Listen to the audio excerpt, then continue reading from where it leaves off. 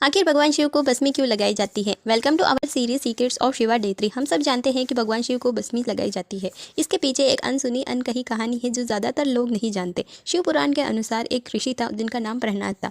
वे इतने ज्ञानी थे कि उनका कोई पार नहीं था। उनकी शक्तियों को वे और ज़्यादा बढ़ाने के लिए जंगल में कई वर्षों तक तपस्या कर रहे थे। इसी दौरान उन्होंने जंगल में फूल, पत्तियाँ, फूलों का रस इत्यादि खाकर ये अपना गुजर बसरा कर रहे थे। एक दिन घास काटते समय उनके हाथ में एक चोट लग जाती है।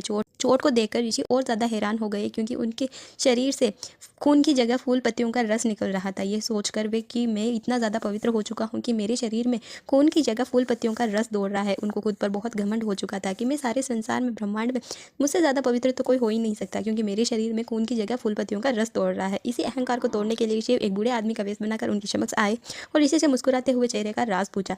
तब उन्होंने बताया कि मैं सबसे पवित्र हूँ क्योंकि मेरे शरीर में खून की जगह फूल पत्तियों का रस दौड़ रहा है।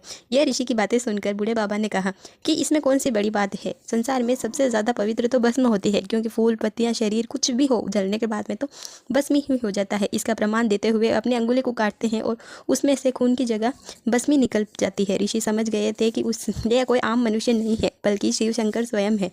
प्रहलाद जी अपनी माफ़ी मांगते हुए शिव शंकर के चरणों में गिर पड़े और अपने घमंड के लिए माफ़ी मांगते हैं।